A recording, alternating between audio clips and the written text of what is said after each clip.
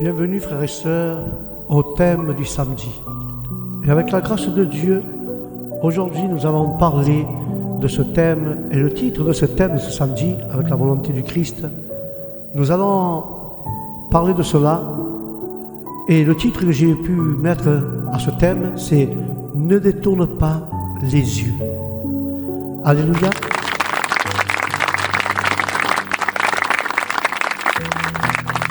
Il est possible de parler de Dieu, de prier et de participer à la vie de l'Église, tout en restant indifférent à la souffrance qui nous entoure. Mais pourtant, le livre d'Isaïe 1,17 montre que la foi véritable ne détourne pas les yeux. Elle apprend à faire le bien.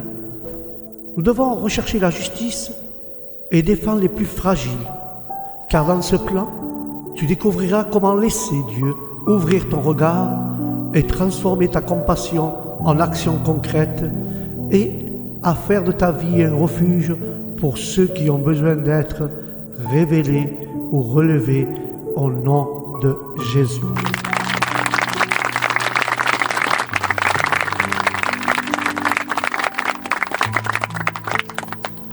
Ceux qui ont une Bible, frères et sœurs, prends le livre d'Isaïe, chapitre 1 et versets de 11 à 17.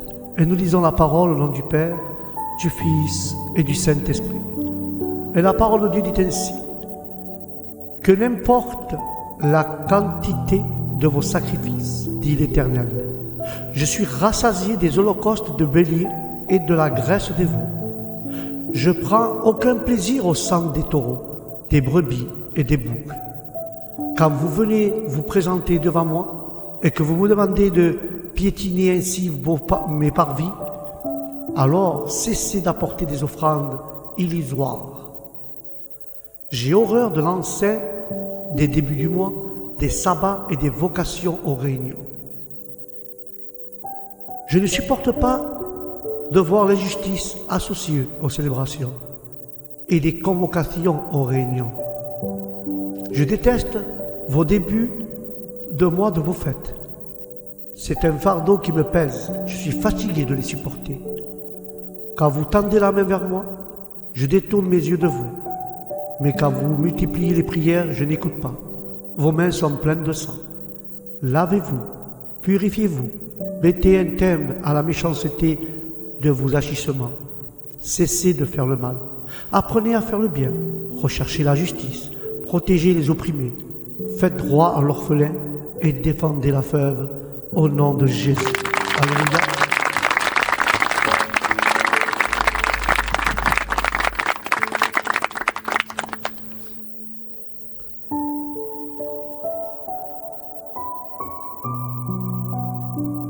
Aujourd'hui, que nous avons lu cela, je veux te parler d'une foi qui ouvre les yeux de notre esprit. Le début du livre d'Isaïe contient des paroles difficiles, frères et sœurs, car le peuple continue à offrir des sacrifices et à célébrer des fêtes religieuses et à multiplier les prières. Mais pourtant, Dieu refuse de se séparer de leurs adorateurs et de leur manière de traiter les autres. Amen.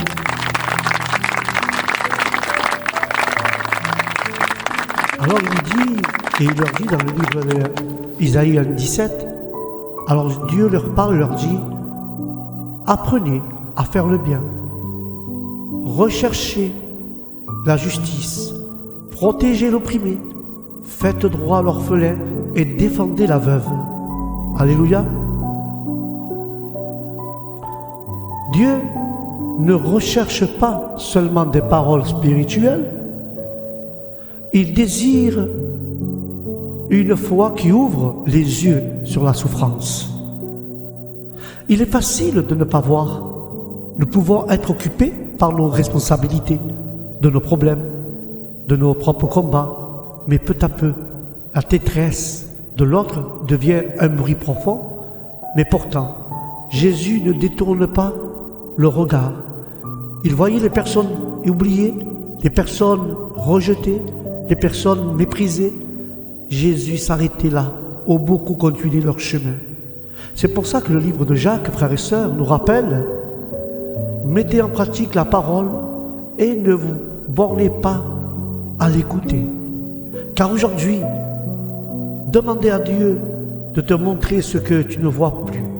Peut-être une personne isolée, une injustice banalisée ou une souffrance silencieuse. Car la compassion commence lorsque nous acceptons le regard et de la regarder. C'est pour ça que nous demandons au Seigneur qu'il ouvre nos yeux sur les besoins qui nous entourent et que Dieu nous pardonne lorsque nous détournons le regard ou on reste indifférent. Alors demandons-y que le Seigneur nous apprenne à vivre avec une foi qui se traduit par des actes au nom de Jésus. Amen. Amen.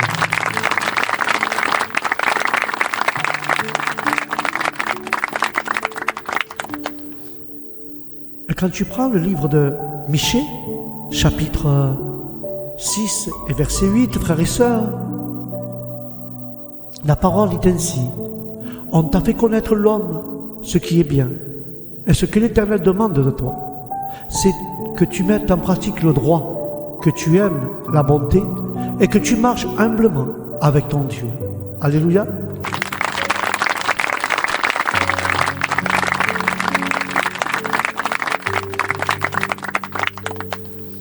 Frères et sœurs, apprenons à faire le bien. C'est pour ça qu'Isaïe ne dit pas simplement faites le bien. Il dit apprenez. Nous devons apprendre à faire le bien pour notre prochain et pour les gens qui nous entourent. Cela signifie que le bien ne vient pas toujours naturellement. Nous devons apprendre à écouter, à discerner, à sortir de nos habitudes et parfois à reconnaître nos préjugés. Car nous pouvons avoir de bonnes intentions tout en comprenant pas réellement les besoins de l'autre. Faire le bien demande donc aussi de l'humilité, car le prophète Michée résume ce que Dieu entend. On t'a fait connaître, ô homme, ce qui est bien.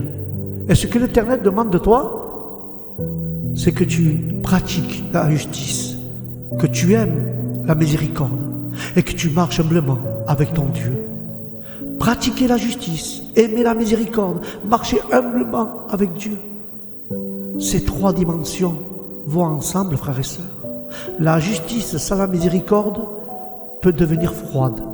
La compassion sans action peut rester un simple sentiment. Et sans l'humilité, nous risquons de vouloir aider sans réellement écouter. Alors, il faut apprendre à faire le bien et commencer souvent, et apprendre à faire le bien, apprendre à faire le bien commence souvent par une question simple. De quoi cette personne a-t-il vraiment besoin? Aujourd'hui, je ne cherche pas forcément à accomplir quelque chose de spectaculaire. Mes frères et sœurs, commence par un acte juste, utile et sincère, en lui demandant au Seigneur, tout simplement, apprends-moi à faire le bien avec sagesse et humilité. Demande-y à Dieu qui t'aide, à que tu puisses écouter les gens avant d'agir et de servir sans rechercher à être remarqué, et que tes intentions deviennent des actions concrètes au nom de Jésus.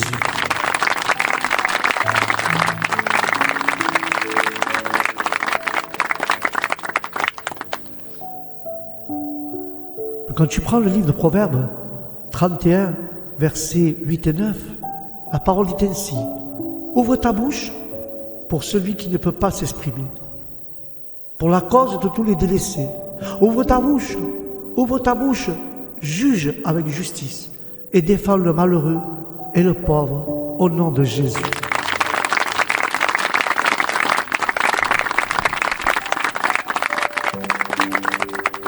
Recherche cette justice et recherche la justice de Dieu. C'est pour ça qu'Isaïe 1,17 nous invite pas seulement à nous apprécier ou à apprécier la justice, il nous demande de la rechercher. Rechercher implique un mouvement. Cela signifie ne pas attendre passivement que les choses changent. Cela demande parfois de poser des questions, de prendre position ou de refuser de participer à ce qui est détruit et ce qui a détruit les autres. C'est pour ça que le Proverbe 31, 8 et 9 parle qu'il faut ouvrir et demander au Seigneur qu'il ouvre notre bouche pour que le muet pour la cause de tous les délaissés, pour que le muet qui ne peut pas parler, nous parlons à sa place. Pour la cause de tous les délaissés, ouvrons notre bouche pour juger avec justice et défendre le malheureux et celui-là qui est le pauvre. Car certaines personnes n'ont pas les moyens de se faire entendre. Elles manquent de pouvoir, elles manquent de ressources, elles manquent de protection ou de crédibilité aux yeux de la société. Car Dieu nous rappelle et nous appelle à ne pas utiliser notre voix uniquement pour notre défense. Non, nous devons utiliser la voix pour les personnes délaissées, pas pour nous-mêmes. Car rechercher la justice peut prendre différentes formes. Signaler une situation abusive, accompagner une personne dans ses démarches, soutenir une œuvre fiable, remettre en question une habitude injuste ou simplement croire à la personne que personne ne veut écouter. Alors tu ne pourras pas répondre à toutes les injustices, mais tu peux demander à Dieu de te montrer celle devant laquelle tu dois pas rester silencieux. En lui demandant, Seigneur, donne-moi le courage de rechercher la justice, Seigneur, et montre-moi quand je dois parler, quand je dois agir ou prendre une position. Seigneur, utilise ma voix pour révéler à ceux qui n'entendent pas et pour relever ceux qui n'écoutent pas. Au nom de Jésus.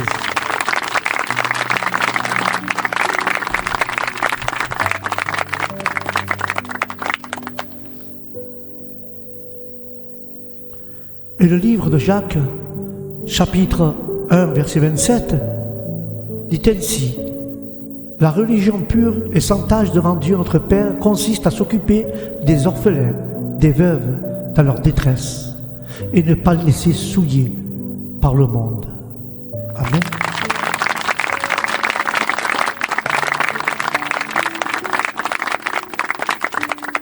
Alors Dieu, à part la justice, il veut que tu prennes soin des plus fragiles.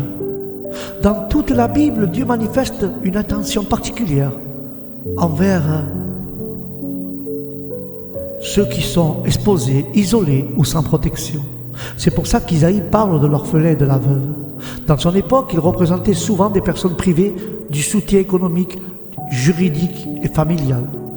C'est pour cela qu'il est décrit que la religion pure et sans tache devant Dieu notre Père consiste à visiter les orphelins, à visiter les veuves dans leur souffrance, dans leur affliction, et de se préserver ou préserver et les préserver des souillures de ce monde. Car la foi pure, frères et sœurs, prend soin. Elle ne consiste pas les personnes fragiles comme un problème à éviter, mais comme des êtres humains précieux aux yeux de Dieu. Car aujourd'hui, la vulnérabilité peut prendre de nombreux visages. Une personne, frères et sœurs, âgée, isolée, une famille en difficulté, un enfant sans stabilité, un réfugié, une victime de violence, une personne malade ou quelqu'un qui traverse une profonde détresse. Alors prends soin de ces personnes. Prendre soin ne signifie pas que tu dois tout porter seul, non. Il faut parfois orienter vers des professionnels, des associations ou des structures adaptées. Mais tu peux refuser l'indifférence. Un message, un repas, une visite, une écoute attentive ou une aide concrète peuvent devenir une expression de l'amour de Dieu. Alléluia.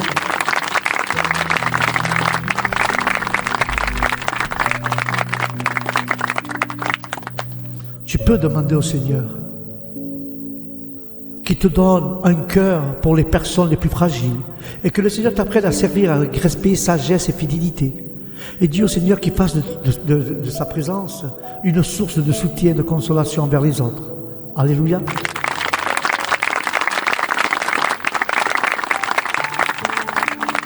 Et nous allons conclure, frères et sœurs, pour ce thème du samedi, avec les premières épîtres de Jean, chapitre 3, versets 16 à 18, qui nous parle de cela. Voici comment nous avons connu l'amour. Christ a donné sa vie pour nous. Nous aussi, nous devons donner notre vie pour les frères et sœurs. Si quelqu'un qui possède les biens de ce monde voit son frère dans le besoin et lui ferme la porte, comment l'amour de Dieu peut-il demeurer en lui? Petit enfant, aimons pas en parole et avec la langue, mais avec un acte et vérité au nom de Jésus.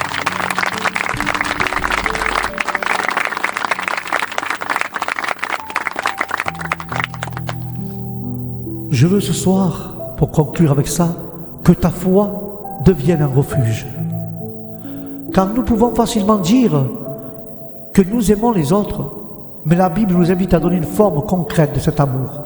Car Jean le décrit, petit enfant, n'aimons pas en parole et avec la langue, mais en action et en vérité.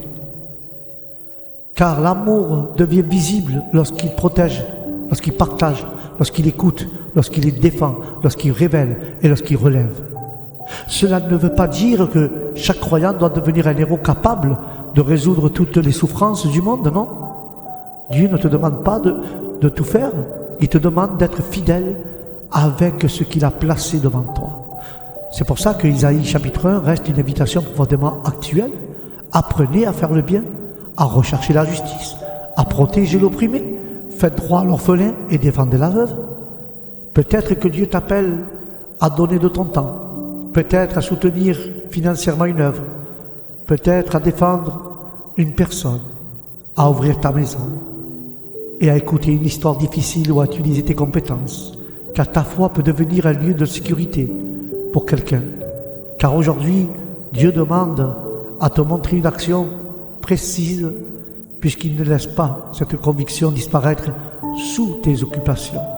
Alors, ne détourne pas les yeux de ce que Dieu te demande ou ce que Dieu veut te montrer. Demande au Seigneur que son amour ne reste pas seulement dans des paroles, mais que le Seigneur montre l'action concrète que tu peux et que nous pouvons accomplir. Et que notre vie soit un refuge, une aide ou un témoignage de ta bonté, Seigneur. Alors je te demande aujourd'hui tout simplement de ne pas détourner les yeux de l'Éternel, de ne pas détourner de ce que Dieu te donne. La justice, recherche-la, défends les personnes qui sont faibles, visite les malades, les veuves, et sois à l'écoute des frères et sœurs qui sont dans le besoin et qui traversent des périodes difficiles. Dis au Seigneur qu'il te place là où il t'a demandé de faire quelque chose et que ta foi soit un refuge, une sécurité pour ces gens-là et que Dieu t'aide à ouvrir les yeux de ton cœur et de ton esprit, de ta foi, pour que tu puisses aider ces gens-là. Surtout, ne laisse pas que le diable te détourne les yeux pour que tu ne voies pas et que tu restes indifférent, que Dieu le réprimande. Sur ce, frères et sœurs, c'était la méditation d'aujourd'hui. Ne détourne pas tes yeux des frères et des sœurs qui ont besoin. Amen.